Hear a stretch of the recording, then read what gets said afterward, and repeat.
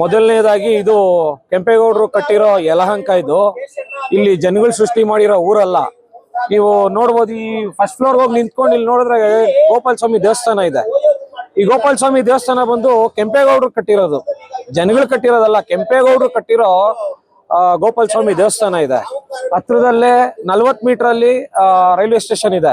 ಹಿಂದಕ್ಕೆ ಹೋದ್ರೆ 2 ಸ್ಕೂಲ್ಗಳಿದೆ. ದುಡಿಮೆ ಎಲ್ ಬೇಕೋ ಮಾಡ್ಬೋದು ಸ್ವಾಮಿ, ಆದ್ರೆ ಅದಕ್ಕೊಂದು ರೀತಿ ನೀತಿ ಇರುತ್ತೆ. ಇವ್ರ ಮನೆಗಳ ಹತ್ರ ಇದೇ ತರ ಬಾರ್ಗಳು ಮಾಡ್ಕೊಂಡು ಸಂಪಾದನೆ ಮಾಡ್ತಾರ? ಇದೊಂದು ಹಳೆ ಊರಿದು. ಇದಕ್ಕೆ 25 ವರ್ಷಕ್ಕೆ ಮುಂಚೆ ಆಗ್ಲಿ 10 ವರ್ಷಕ್ಕೆ ಮುಂಚೆ ಆಗ್ಲಿ ನಾನ್ ಮಾಡ್ತೀನಿ ಅಂತ ಬಾರ್ಗಳಿಗೆ ಬಂದಿರೋರು ಇದಾರೆ. ಅವ್ರನ್ನೆಲ್ಲ ನಾವು ಮಾಡ್ಬೇಡ್ರಿ ಅಂತ ಮನವೊಲಿಸಿ ಕಳ್ಸಿದಿರಿ. ಇದೇ ಕೆಲ್ಸ ಆಗುತ್ತೆ ಅಂತ ಇವರು ಒಳಗೊಳಗೆ ಸ್ಟಾರ್ಟ್ ಮಾಡ್ಕೊಂಡು ಇವ್ರ ಪಾಡಿಗೆ ಇವರು ಸಂಪಾದನೆ ಮಾಡೋದಿಕ್ಕೆ ಇದೇ ಜಾಗ ಬೇಕಾಯ್ತಾ ನಮ್ಮ ಯಲಹಂಕದಲ್ಲಿ? ಇವ್ರ ಮನೆಗಳ ಹತ್ರ ಮಾಡ್ಲಿ. ಇವಾಗ ಯಾರು ಇದಕ್ ಸಪೋರ್ಟ್ ಮಾಡ್ತಾವ್ರೆ ಅರ್ಥ ಆಯ್ತಾ? ಹಿಂದೆ ನಿಂತ್ಕೊಂಡು ಇಲ್ಲಿ ಯಾರು ಬಾರ್ ಮಾಲೀಕರವ್ರೆ, ಇವ್ರ ಮನೆ ಹತ್ರ ಒಂದು 5-6 ಇವ್ರ ಮನೆ ಬಿಟ್ಟು ಒಂದು 5-6 ಮನೆ 7 ಮನೆ 8 ಮನೆ ಇದ್ದಂಗೆ ಬಾರ್ ಮಾಡಿದ್ರೆ ಇವ್ರು ಸುಮ್ನೆ ಇರ್ತಾರ? ನನ್ನ ಪ್ರಶ್ನೆ ಇದು. ಯಾಕೆ ತೊಂದರೆ ಕೊಡ್ತೀರಾ? ಹೋಗ್ರಿ, ಹೈವೇ ಇದೆ, BB ರೋಡ್ ಇದೆ, ಅದು ಬಿಟ್ರೆ ಬೈಪಾಸ್ ಇದೆ, ದೊಡ್ಡಬಳ್ಳಾಪುರ ರೋಡ್ ಇದೆ, ಅಲ್ಲೋಗಿ ಮಾಡ್ರಿ.